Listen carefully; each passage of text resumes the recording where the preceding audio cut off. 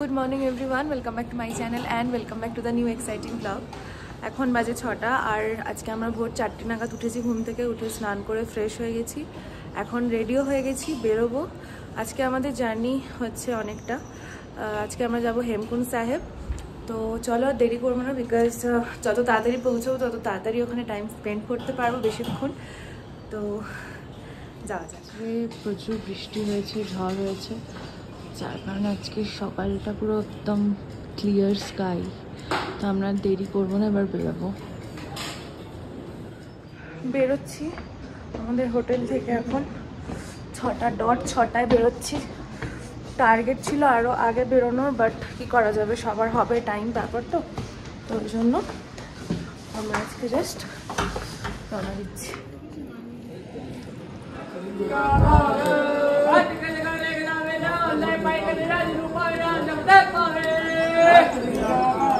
আজকে আমাদের গন্তব্য হচ্ছে হেমকুন্ড সাহেব। গুরুদ্বারা যখন ক্রস করছিলাম ওখানে আরদাস হচ্ছিল, তো সেটা শুনে তারপর আবার রওনা দিলাম। আর এখানে অলরেডি কিন্তু আকাশ পরিষ্কার, দেখতেই পাচ্ছেন। আজকের ওয়েদার ভীষণই সুন্দর, আগের দিনের মতন কিন্তু মেঘাচ্ছন্ন নয়। তো এই পরিষ্কার ওয়েদার পেয়ে তো মন ভীষণই খুশি। চারিপাশের সৌন্দর্য, প্রকৃতির চারিদিকে সবুজ হয়ে রয়েছে, সবটাই মোবাইল ফোনে ক্যাপচার করতে করতে টুকটুক করে যেই এগোতে যাব, পিছন ঘুরে দেখি মেহেরও এসে উপস্থিত হয়ে গেছে। আর যেহেতু ওর কালকে থেকেই প্রচণ্ড পায়ে ব্যথা ছিল, সেই জন্য ও আস্তে আস্তেই হাঁটছিল। ভ্যালি অফ ফ্লাওয়ার্সে যাচ্ছিলাম, পুরো মেঘলা ছিল, আজকে পুরো ক্লিয়ার স্কাই।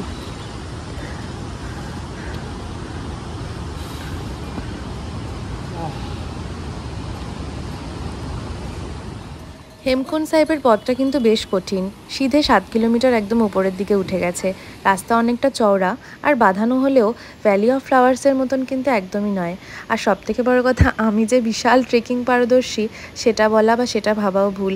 আমার যদিও এটা দ্বিতীয় ট্রেক, কিন্তু তার আগে প্রত্যেক ট্রেকের আগেই আমি একটু শরীরচর্চা, কার্ডিও, এক্সারসাইজ, জিম, ট্রেনিং এগুলো কিন্তু করেই তারপরে এই ট্রেকিং রুটে আসি।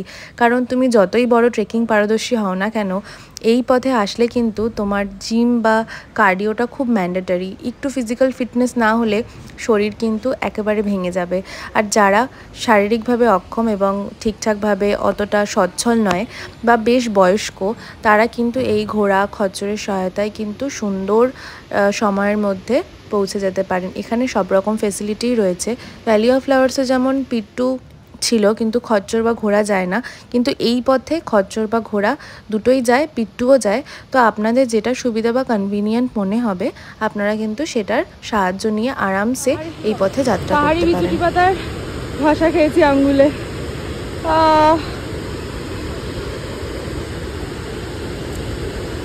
ওই যে আগেই বললাম, আমি কিন্তু একদমই ট্রেকিং পারদর্শী নই, মনের জোরেই সবটা করা। আর এই যে সাথে ছিল এরকম সুন্দর প্রকৃতি, যার জন্য আরও বেশি এনার্জি পেয়ে গেছিলাম। আর আজকের ওয়েদার তো জাস্ট যেন মনে হচ্ছিলো যে আমাদের জন্যই এত সুন্দর সাজানো। আর মুখ থেকে রীতিমতন ধুয়ো বেরোচ্ছিল, ঠান্ডা লাগছিল অসম্ভব। আর পুরো ওয়েদার চিল্ড ওয়েদার ছিল। আর সবথেকে বড় কথা, যখন এই পথে আসি তখন কিন্তু আমি ছবি ভিডিও তুলতেই যাই। কোথাও আবার হাঁ করে ক্যাবলার মতন দাঁড়িয়ে দেখি প্রকৃতির শোভা। প্রকৃতি তো দেখার জন্যই, তাই না? দুমদাম করে উঠে কি হবে বলুন তো? উঠলেই তো আবার নেমে আসার তাড়া, আর নেমে আসার পরে আবার সেই এক হাঁটু ব্যথা। তাই জন্য প্রকৃতিকে মন ভরে উপভোগ করছিলাম এখানে দাঁড়িয়ে দাঁড়িয়ে।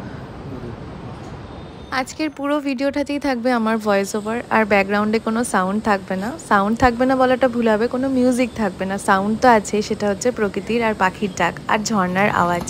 কারণ 2 দিন আগের যে ভিডিওটা আমি আপলোড করেছিলাম তাতে 500 ভিউজ হয়ে যাওয়ার পরে কপিরাইট এসছে। যদিও আমি যে মিউজিকগুলো দিয়ে থাকি আমার ভিডিওতে, সেগুলো সবটাই নো কপিরাইট মিউজিক থেকে মানে ডাউনলোড করেই তারপর ছাড়ি, কিন্তু তারপরেও জানি না কেন। তো যাই হোক, সেই জন্য আর এই ভিডিওগুলোতে, আগামী ভিডিওগুলোতে আর কোনো মিউজিক বা গান বা ব্যাকগ্রাউন্ড কিছু দেবো না, সাউন্ড। তো পুরো রাস্তাটাই এবার হাঁটবো এবং চড়াই। তো দেখতেই পাচ্ছেন সবাই আস্তে আস্তে স্লো অ্যান্ড স্টেডি হাঁটছে, আর আমিও সেই পথেই হাঁটছি।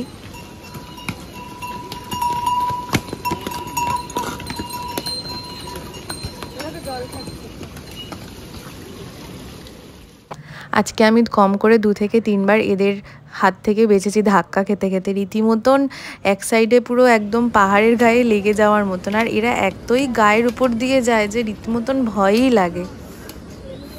নিচেটা দেখো।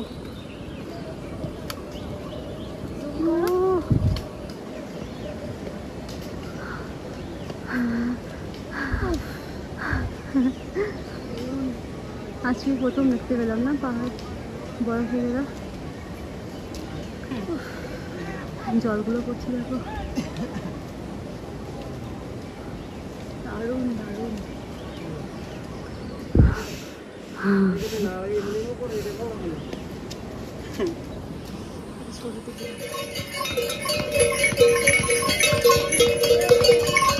এত সুন্দর দৃশ্য যদি কিছুক্ষণ না দাঁড়িয়ে উপভোগ করি তাহলে তো পাহাড়ে আসা বৃথা বলুন। বারবার তো আর এই পথে আসা হবে না, সেই জন্য হাঁ করে তাকিয়ে দেখছিলাম এই অপরূপ দৃশ্য।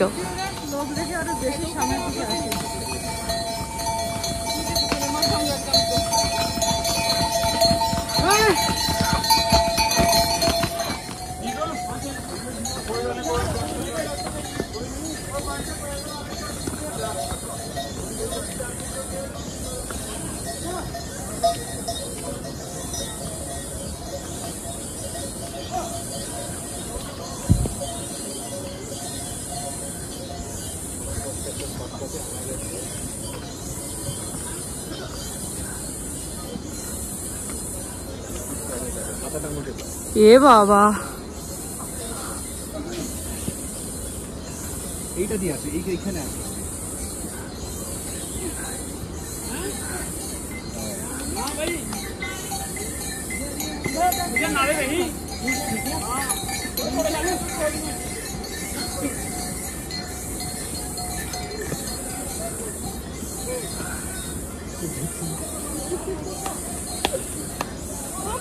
এই ধরনের জিনিসগুলোকে বলা হয় পিছন পাকামো, যেগুলো আমি অলরেডি আগের ব্লগেই বলেছি করা একদমই উচিত না। পারদর্শিতা না থাকলে এরকম শর্টকাট রুটে এরকম পাহাড় বেয়ে রেলিং বেয়ে না ওঠাই ভালো। এতে নিজেরও ক্ষতি, প্লাস নিচে যে লোক যাচ্ছে তাদেরও ক্ষতি। যাই হোক, ওদিকে পাহাড়ের দিকে চোখ পড়লো আর দেখলাম মাথার উপর মেঘ দলা পেকেছে। মনে মনে ভাবছিলাম এই পরিষ্কার আকাশটুকু শেষ অবধি দেখতে পাবো তো। আর এই যে এখানে একটা শর্টকাট রুট রয়েছে যেখান থেকে আরও 2-3 জন দেখছিলাম উঠছিল, যেটা একদমই উচিত না, কারণ নিচ থেকেও লোক যাচ্ছে। আপনার পায়ের তলায় যে পাথরটা রয়েছে সেটা কোনোভাবে খসে গিয়ে নিচের লোকটাকেও কিন্তু আঘাত করতে পারে। আর এই যে এই পথে ঘোড়া খচ্চর ওরা যেখানে সেখানে দাঁড়িয়ে পড়ছে এরকম ফুল ঘাস পাতা খাওয়ার জন্য। আমার তো এই মেঘগুলো দেখে মনে মনে খুব ভয়ই হচ্ছিল যে এত সুন্দর পরিষ্কার ওয়েদার যে সকালে পেলাম, উপরে গিয়ে কি এত সুন্দর পরিষ্কার ওয়েদার পাবো? কিন্তু যে কথা না সে কথা, প্রকৃতির আর মন খারাপ হলে কি করা যাবে। আমরা রওনা দিলাম আবার, কারণ যত তাড়াতাড়ি পৌঁছাবো তত সুন্দর ভিউ দেখতে পাবো।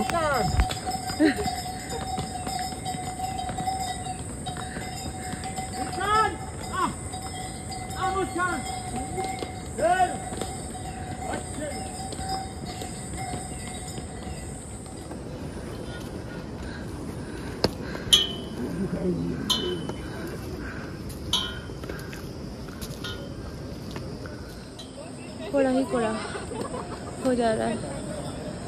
ওই যে দেখা যাচ্ছে ভাঙাড়িয়া, সেখান থেকে আমরা এই উপরে উঠে এলাম।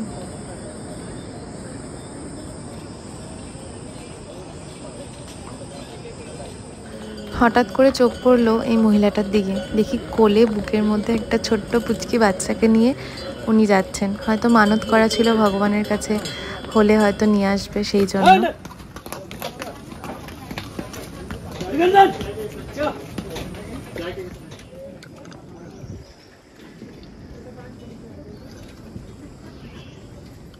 দ্য ভ্যালি অফ ফ্লাওয়ার্স যে ব্লগটা আমি আপলোড করেছি সেখানে আমার এই ছোট্ট পরিবারের এক বন্ধু আমাকে খুব সুন্দর একটা কমেন্ট করেছে, যেটা সত্যি আমার খুব ভালো লেগেছে।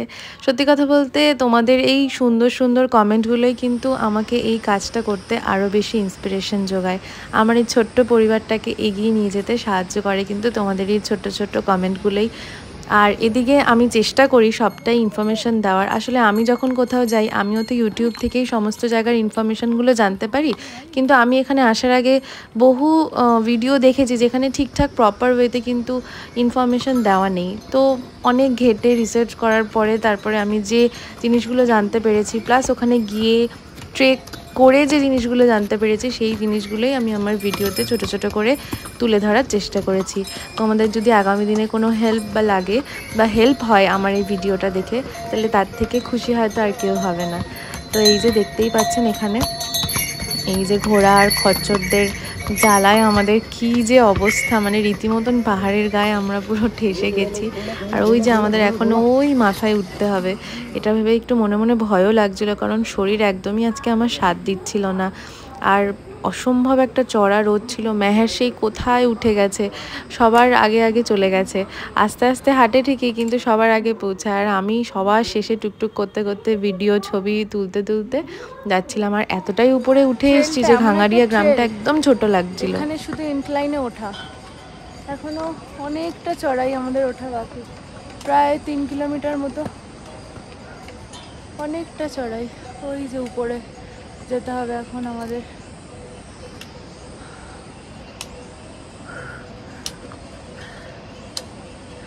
দারুণ লাগছে জায়গাটা, রোদটা পড়ছে।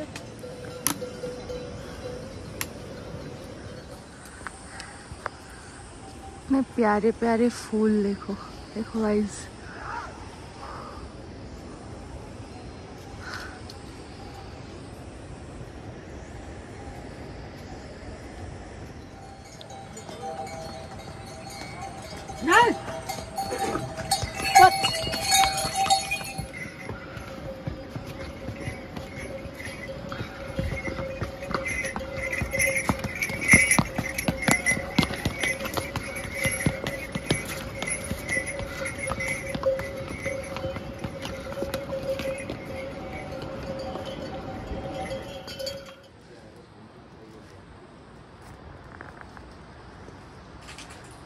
এই রাস্তাটা মারাত্মক চড়াই, অনেকে হাফ রাস্তা গিয়ে খচ্চর বা ঘোড়া যেগুলো আছে ওগুলো করে দিচ্ছে।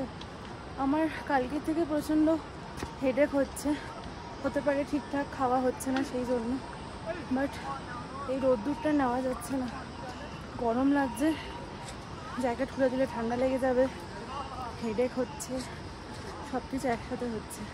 খিদে পেয়ে গেছে, এখন অনেকটা ওঠা বাকি আমাদের, অনেকটা স্টিফ, অনেকটা এই রুটটা বিশেষ করে প্রচণ্ড উপরে ওঠা। ফোন মেমোরি ফুল হয়ে ভিডিও ছিল, সব ডিলিট করে দিয়েছি। আমরা এখানে একটুখানি ম্যাগি খাওয়ার জন্য দাঁড়ালাম।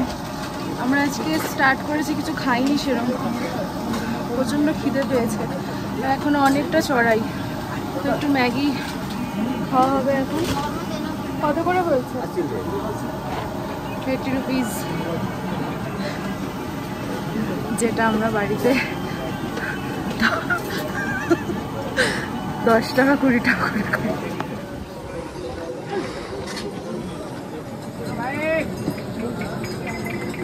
ये भाई घुमा ले घोड़ी को, ये रास्ते चढ़ जाओ नहीं तो घुमा देगा।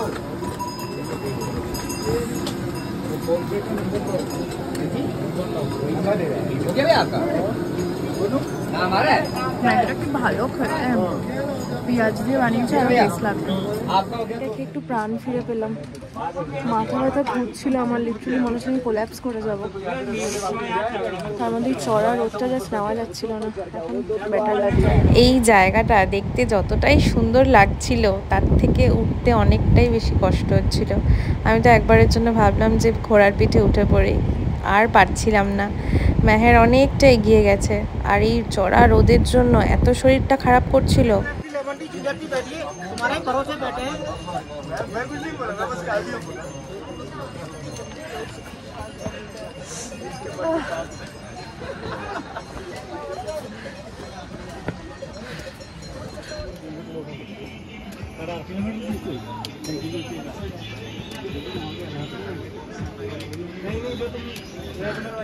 छाता लियो सारी कट्टी।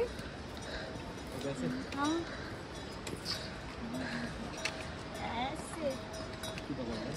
खींचो। এই পথেও কিন্তু আমার ছাতা হিট। এদের সাথে আমার খাঙ্গারিয়াতে দেখা হয়েছিল, ওদের খাঙ্গারিয়াতে ওদের ছবি আমি তুলে দিচ্ছিলাম গ্রুপ ফটো। সেই 10 মিনিট ধরে এইভাবে তুলে দাও ওইভাবে তুলে দাও, যাই হোক ওদের তুলে দিলাম। আর এখানেও আবার ওদের সাথে দেখা হয়েছে, তো আমাকেই ওরা ধরেছে। পুরো হুড়ুর করে কুয়াশা ঢুকছে। উঠতে উঠতে যেটা ভয় পাচ্ছিলাম সেটাই হলো, নিমেষের মধ্যে মেঘ ঢুকে পুরো ভ্যালিটাকেই ঢেকে দিল, আর কিচ্ছু দেখা যাচ্ছে না। এখনও আমাদের কতটা পথ উঠতে হবে। একদিকে ভালো হলো, অসম্ভব চড়া রোদের জন্য যে কষ্টটা হচ্ছিল সেই কষ্টটা একটু হলেও উপশম হলো।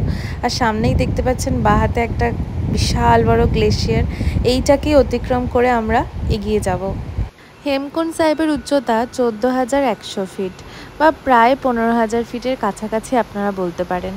আমরা সকাল 6টায় রওনা দিয়ে যখন আমরা গিয়ে পৌঁছালাম তখন অলরেডি 1:30 বাজে, এবং মেহের তো অনেক আগেই এগিয়ে গেছে, আমি বললামই সেটা আপনাদের। আর যেহেতু সকালবেলা আমরা ভারী কিছু খেয়ে বেরোইনি, এই একটু দাঁড়িয়ে ছবি তুলতে, ভিডিও করতে, খাবার খেতে গিয়ে অনেকটাই দেরি হয়ে গেছিলো। আর চারিপাশে এই যে গ্লেশিয়ারটা দেখলেন, এই গ্লেশিয়ারটার পরেই একটা ঘন জঙ্গল পড়বে, যেখানে আমরা দেখতে পেয়েছিলাম ব্লু পপি ফুল, আর ছিল পাহাড়ি পাখি, আর তার সাথে ছিল এই ঘোড়া আর খচ্চরদের ঘন্টার আওয়াজ, যেটা আমার কাছে একটা আতঙ্ক হয়ে গেছিলো কয়েকদিন, কারণ ওরা যেভাবে গায়ের উপর দিয়ে যাচ্ছিল ভীষণই ভয় লাগছিল।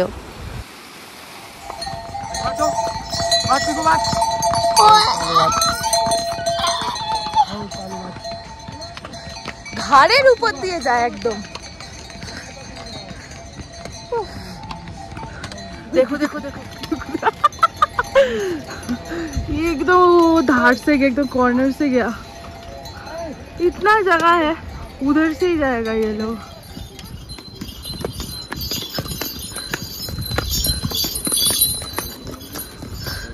सब ट्रैकर वाला स्थल का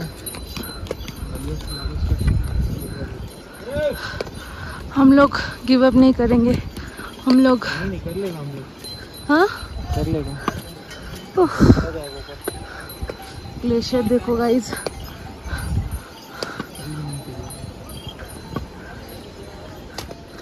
देखो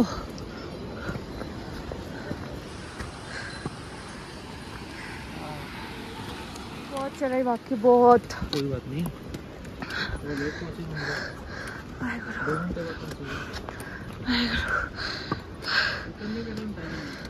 उतरने के टाइम तो दौड़ के नीचे उतरेगा, दौड़ के। ऊपर चढ़ने में ही दिक्कत है, भयंकर चढ़ाई है गाइस। जो लोग आने वाले हो प्लीज़ अपना फिटनेस चेक करके तभी आओ, नहीं तो बीच रास्ते से या ऐसे ट्रेकर लोगों के जैसा घोड़ा खच्चर करना पड़ेगा।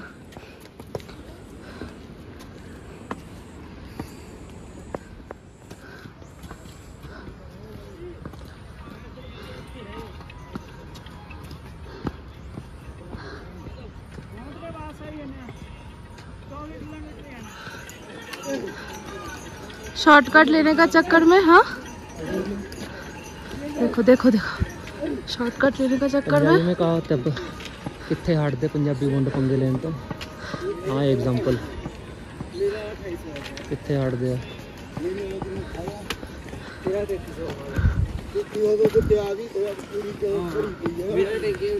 पाਉਂਦੇ ਹੀ ਪਾ ਦੇ ਲੋ ਕੱਲ ਨਾ ਕੋਈ ਗੱਲਾਂ ਤੈਨੂੰ ਬਚਾਤਾ, ਮੇਰੇ ਤੇ ਬੂਟਾ ਹੈ ਰੁਕ ਗਿਆ ਡੰਡੇ ਨਾਲ ਦਿਲ ਲਾ ਨਾ ਮੰਨੇ 1 किलोमीटर आओ, आ जाओ आ जाओ अच्छा रास्ता फोन ला लूंगा, पूछ लूंगा मैं পুরো কুয়াশায় ঢেকে গেছে।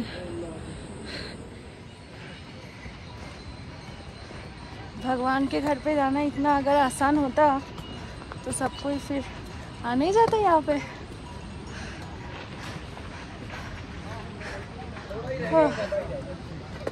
हम लोग के साथ जितने भी लोग आ रहे थे सब घोड़ा कर लिए। अभी तो बस थोड़ा ही रास्ता बाकी है। 13,000 ফিটের উপরে দেখা পেলাম ব্রহ্মকমলের, আর তার সাথে ছিল ব্লু পপি, আরও পাহাড়ি নাম না জানা ফুল। এই যে আমি জুম করে দেখাচ্ছিলাম, আর এখানে মেহের ফোনে নেটওয়ার্ক পেয়েছে, জানি না কোথা থেকে, ওদের সবার ফোনে নেটওয়ার্ক ছিল আমার ফোন ছাড়া। তো এখানে ও অফিসে মিটিং কথা বলছিল, আমি ওকে জিজ্ঞেস করছিলাম যে কার সাথে কথা বলছো এখানে, তখন আমাকে দেখাচ্ছে যে অফিসের কল অ্যাটেন্ড করছে, মানে অফিসে মিটিং চলছে, ও সেই কল অ্যাটেন্ড করতে করতে ট্রেক করছে। বেচারা অফিসের এতটাই প্রেশার যে ওকে ল্যাপটপও ক্যারি করতে হয়েছে এই নো ইন্টারনেট জায়গায়। কি করা যাবে, প্রাইভেট সেক্টরে কাজ। যত বেশি নানা রাজ্যে ঘুরে বেড়াচ্ছি, নতুন নতুন মানুষের সাথে আলাপ হচ্ছে, তাদের মতামত, তাদের কথাবার্তা, তাদের পোশাক পরিচ্ছদ, তাদের সংস্কৃতি সম্বন্ধে আরও নিত্য নতুন তথ্য আমরা জানতে পাচ্ছি। আসলে এই অখণ্ড ভারতবর্ষ যেন একটা গ্রহেরই ক্ষুদ্র সংস্করণ। জাতি, ধর্ম, বর্ণ নির্বিশেষে সবাই কিন্তু এই পথে আসে এবং সব ভেদাভেদ ভুলেই কিন্তু এখানে মানুষ আসেন। এবং যেখানে মানুষ কম কিংবা যারা আছেন তারা জীবনযাপনের প্রকৃতির প্রতিকূলতার বিরুদ্ধে কিন্তু লড়ছেন প্রতিনিয়ত। যেখানে এই কদর্য হানাহানি আর ভেদাভেদ অনেকটাই কম, হিংসা কম, যেখানে মানুষ আসেন শুধুই শান্তির খোঁজে। আছে দেখিয়ে দিই একটু। একটা হচ্ছে সিঁড়ির রুট, একটা হচ্ছে এই রুট। এই রুটে গেলে ওই ঘোড়া এমনি নর্মাল হেঁটে যাওয়া যায়, বাট এটা অনেকটা ডিস্টেন্স বেশি, আর এটাতে অনেকটা সিঁড়ি ভাঙতে হবে কিন্তু ডিস্টেন্স কম। তো আমরা এখন ডিসাইড করছি যে সিঁড়ি ভাঙবো না সোজা রাস্তায় যাব। দেখি সবাই যেটা বলে। তন্ময় অলরেডি হাফ সিঁড়ি উঠে দাঁড়িয়ে আছে। ওই যে क्या करोगे? ओह, तो स्वर्ग में पहुंच जाएंगे ऐसा लग रहा है मुझे।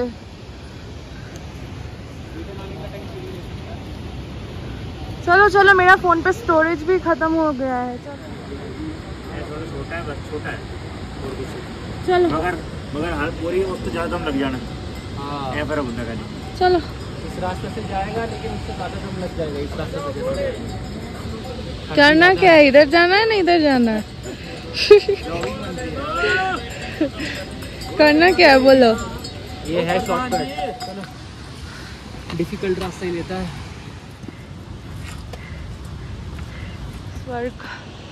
स्वर्ग पे जा रहे हैं हम लोग। स्वर्ग का सीढ़ी है, ऊपर और भी सीढ़ी है पर दिखाई नहीं दे रहा।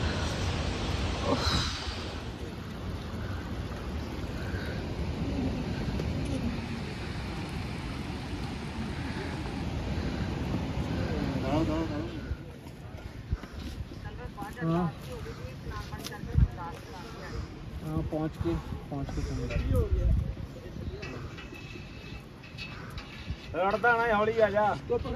ज्यादा रास्ता लिया हमने। এই তন্ময় ঘাড়ে উঠে পড়ো, তন্ময় তোমায় নিয়ে উঠবে এবার, ওর কোনো প্রবলেম হচ্ছে না। আমি একাই 100। এখানে আসার আগে আমি ইন্টারনেটের দৌলতে এখানকার সম্বন্ধে বেশ কিছু তথ্য জানতে পারি। আজকে ছোট্ট করে সেটাই আপনাদের সাথে শেয়ার করব। হিমালয়ের গুরুদ্বারা হেমকুণ্ডকে শিখদের অন্যতম পবিত্র স্থান হিসেবে বিবেচনা করা হয়। সেখানেই শিখদের দশম ও শেষ গুরু শ্রী গুরু গোবিন্দ সিং তার পূর্বজন্মে ধ্যান করেছিলেন বলে জানা যায়। বচিতর নাটকে মহান গুরু তার গল্পটি নিম্নোক্ত ভাষায় বর্ণনা করেছেন। আমি এখন আমার নিজের গল্প বর্ণনা করব, কিভাবে ঈশ্বর আমাকে এই পৃথিবীতে পাঠিয়েছেন। আমি হেমকুণ্ড পাহাড়ে তপস্যা করতে ব্যস্ত ছিলাম, যেখানে 7টি চূড়া বিশিষ্ট। সেই স্থানটিকে বলা হয় সপ্তশৃঙ্গ, যেখানে রাজা পাণ্ডু যোগ করেছিলেন। সেখানে আমি তপস্যা করেছি এবং মৃত্যুর দেবতার পুজো করেছি। নিজের জীবন সম্পর্কে গুরু গোবিন্দ সিং তার আত্মজীবনীতেও লিখেছেন অনেক কথাই, যদিও সেগুলো সবটাই শিখ কথাতে। গুরুজি তার পূর্ববর্তী অবতার সম্পর্কে আমাদের বলেন যে হিমালয় পর্বতমালায় যেখানে সপ্তশৃঙ্গ পর্বত রয়েছে, সেই পাহাড়ে তিনি ঈশ্বরের নাম ধ্যান করেছিলেন। তার ধ্যানে যখন তিনি ঈশ্বরের সাথে এক হয়ে গেলেন, তখন সর্বশক্তিমান তাকে নিষ্ঠুর শাসকদের চূর্ণ করার জন্য ভারতে জন্মগ্রহণ করার জন্য আদেশ দেন। আমার বাবা মা বোধগম্য বিষয়ে ধ্যান করেছিলেন। তারা উভয়ই বিভিন্ন আধ্যাত্মিক প্রচেষ্টার মাধ্যমে সর্বোচ্চ যোগব্যায়াম অনুশীলন করেছিলেন। ঈশ্বরের প্রেমে তাদের নিষ্ঠাবান সেবা সর্বশক্তিমানকে খুশি করেছিল, যিনি আমাকে এই পৃথিবীতে মানব রূপ নিতে আদেশ করেছিলেন। আমি আসতে পছন্দ করিনি। ভগবান আমাকে এই আদেশ দিয়ে পৃথিবীতে পাঠিয়েছেন। আমি তোমাকে আমার সন্তানের মতো লালন পালন করি এবং তোমাকে সত্যের পথ প্রতিষ্ঠা করতে পাঠাই। পৃথিবীতে গিয়ে পুণ্য প্রতিষ্ঠা করো এবং মানুষকে মন্দ থেকে দূরে রাখো। যখন আমার বাবা এসেছিলেন ত্রিবেণী তথা এলাহাবাদ, তিনি প্রতিদিন নিজেকে ধ্যান এবং দাতব্য নিয়োজিত করতেন। সেখানে এলাহাবাদে চকচকে আলো মানবরূপে প্রকাশ পায়। গুরু ঈশ্বরের নামে এতটাই মগ্ন ছিলেন যে তিনি পূর্ণজন্ম নিতে চাননি, কিন্তু কেউ কেউ কীভাবে সর্বশক্তিমান তাকে প্ররোচিত করেন এবং তিনি পাটনা সাহেবে জন্মগ্রহণ করেন। তার মা ছিলেন মাতা গুজরি এবং তার পিতা ছিলেন নবম গুরু তেগ বাহাদুর সাহেব। গুরু গোবিন্দ সিং যেমন তার আত্মজীবনীতে তার পূর্ববর্তী অবতারের স্থানটি উল্লেখ করেছিলেন, অনেক শিখ পণ্ডিত সঠিক স্থানটি শনাক্ত করার জন্য খুব চেষ্টা করেছিলেন। এই ক্ষেত্রে সন্ত সোহন সিং, হাওয়াইদার মোহন সিং, সন্ত থন্ডি সিং এবং সন্ত সুরজ সিংয়ের নাম অত্যন্ত সম্মানের সাথে নেওয়া হয়। তারা গুরুদ্বারা হেমকুণ্ড সাহেব নির্মাণের জন্য সঠিক স্থান শনাক্ত করার জন্য তাদের সমগ্র জীবন উৎসর্গ করেছিলেন। এই ক্ষেত্রে হেমকুণ্ড ট্রাস্টের সেবা প্রশংসনীয়। ট্রাস্ট হেমকুণ্ড সাহেবের দিকে যাওয়ার রাস্তা তৈরি করেছে এবং যাত্রীদের সুবিধার্থে পথে বড় বড় গুরুদ্বারা তৈরি করেছে। এই পথে অনেক গুরুদ্বারা রয়েছে যেগুলো এখনও কিন্তু প্রতিনিয়ত প্রতিদিন সেবা ওখানে চলতেই থাকে 24/7।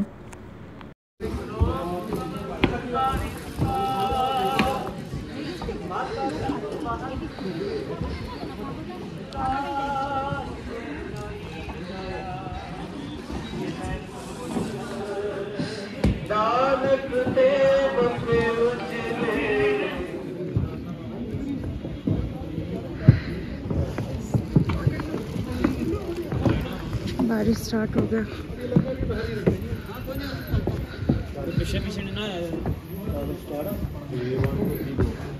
क्या हो गया কি? হেমকুণ্ড সাহেব অবশেষে আমরা পৌঁছালাম।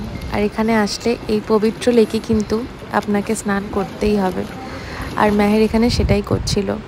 আমি তো স্নান করতে পারিনি, কিন্তু একটুখানি মুখে মাথায় জল দিলাম।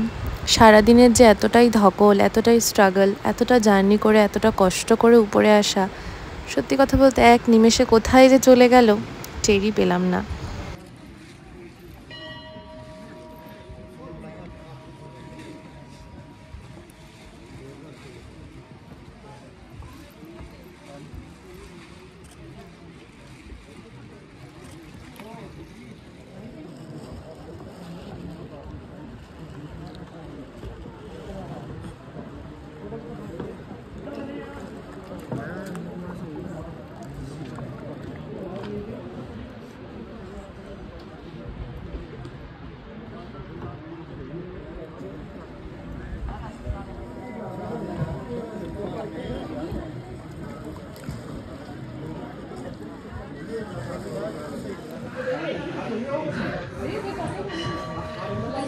क्या हो इमोशनल क्यों हो गए तो क्या हुआ?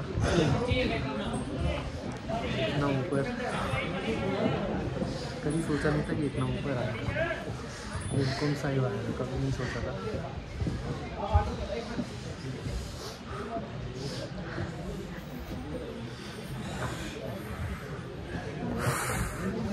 स्नान कर लो तन्मय। क्या हो गया तुमको? इमोशनल क्यों हो जा रहे हो?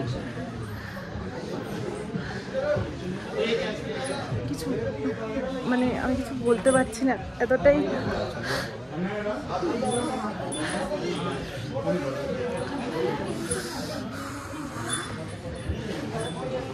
এখন আমরা যাব माथा टेकते। माथा टेकने जाएगा क्योंकि 2 बजे के बाद यहाँ पे अलाउ नहीं करते किसी को, 2 बजे बंद कर देता है। तो हम लोग लेट हो गए क्योंकि हम लोग ऊपर आते आते लेट हो गए। हाँ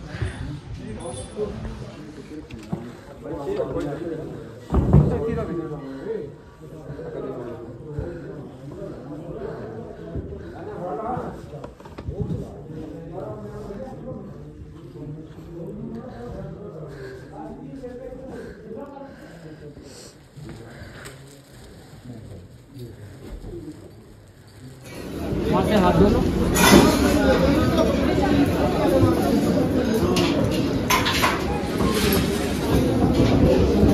क्या लूँ? पार्टी और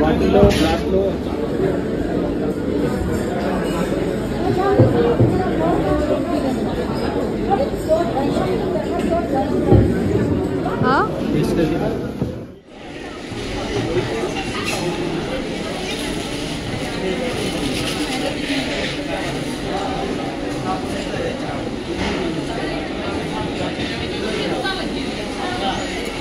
कैसा लग रहा है नोवी? संजीता तक मैं यहाँ पे खिचड़ी खा रहा है। चाय कैसा है? संजीता चाय पिए हो? और चाय तो और भी टेस्टी है। অন্যরকম মানে অদ্ভুত রকম একটা টেস্ট, মানে বলে না ভগবানের প্রসাদে যেরকম বানাক একটা আলাদাই টেস্ট। আর এখানে এসে এত দূর এতটা মানে জার্নি করে আসার পরে পুরো একদম হালকা লাগছে এখন। इतना हाई ऑल्टीट्यूड में ये खाने को मिल रहा है, ये बहुत बड़ा बात है। একদমই তাই। पूरा बादल से ढक गया है, कुछ दिखाई नहीं दे रहा फिलहाल। একরাশ মুগ্ধতা শান্তি নিয়ে ফিরে যাচ্ছিলাম, হঠাৎ পিছন ফিরে দেখলাম যে ওয়েদার পুরো ক্লিয়ার। কয়েক সেকেন্ডের জন্যই সেটা হয়েছিল, আসলে ভগবান আমাদের নিরাশ করেনি, কয়েক সেকেন্ডের জন্য আমাদের দর্শন দিয়েছেন বলতে পারেন। পুরো ক্লিয়ার দেখা যাচ্ছিল লেকটা, ব্রহ্মকমল ছিল, অসম্ভব স্নিগ্ধ সুন্দর লাগছিল পুরো জায়গাটা, শান্ত নিরিবিলি, এতটাই মানে ভালো লাগছিল যে সত্যি আসতে একদমই ইচ্ছা করছিল না, কিন্তু কিছু করার নেই, ওয়েদার খারাপ হচ্ছিল। আর যেহেতু 2টো অবধি ওখানে থাকার অনুমতি রয়েছে সেই জন্য আমাদের আবার ব্যাক করতে হলো। তো এবার আমরা আস্তে আস্তে আবার ফিরে যাব। ফেরার আগে মেহের এখানে একটু লেকের থেকে জল নিয়ে নিচ্ছিল, কারণ এই লেকটা এতটাই পবিত্র যে এই জল এখানে আসলে এই জল অবশ্যই সাথে করে সংগ্রহ করে নিয়ে যাওয়া উচিত। তো মেহের এখানটায় সেটাই করছিল। এখানে আসার আরও একটি আকর্ষণ হচ্ছে ব্রহ্মকমল, যেটিকে দেখার জন্য বহু দূর দূর থেকে মানুষ এখানে উঠে আসেন 13,000 ফিট উপরে। আর এই 13,000 ফিট উপরেই কিন্তু ব্রহ্মকমলের দেখা মেলে। এতটাই নির্মল, এতটাই পবিত্র সে দৃশ্য। উত্তরাখণ্ডের রাজ্য ফুলও বলা হয় এটিকে। ভোরের আলোর মতন উজ্জ্বল তার রং, সারল্যময় তার উপস্থিতি। ভ্যালিতে কিন্তু এই ফুল পাওয়া যায় না। এটা দেখতে হলে আপনাদের হেমকুণ্ড সাহেব আসতেই হবে। শ্রী লোকপাল লক্ষ্মণ মন্দিরের দর্শন করলাম, তারপরে সামনেই একটি বাবা ভোলেনাথের মন্দির ছিল, সেখানে দর্শন করলাম, দর্শন করে প্রণাম করলাম। তারপরে আমরা আবার ফিরে গেলাম আমাদের ফেরার পথে। আসলে ওয়েদার খারাপ হচ্ছিল আর এখানে তো থাকার কোনো ব্যবস্থা নেই, সেই জন্য ইচ্ছা না থাকলেও আমাদেরকে ফিরে যেতেই হবে। আর ওদিকে মুষলধারে বৃষ্টিও নেমেছে, তাই মেহের এখানে রেনকোট পরে নিয়েছিল। তো চলুন আজকের মতন ব্লগটা এখানেই শেষ করছি, কারণ অনেকটাই লেন্দি হয়ে যাচ্ছে। তো পরের সিরিজে আপনাদের সাথে আবার দেখা হবে। যদি ব্লগটা ভালো লাগে আপনারা অবশ্যই আমাকে কমেন্ট করে কিন্তু জানাবেন কীরকম লাগছে এই ট্রাভেল সিরিজগুলো। আর দেখা হচ্ছে পরের ব্লগে। Till then bye, take care. সবাই খুব ভালো থাকবেন, সুস্থ থাকবেন, আর আমার এই ছোট্ট পরিবারটাকে এইভাবেই ভালোবাসা দেবেন। দেখা হচ্ছে পরের ব্লগে।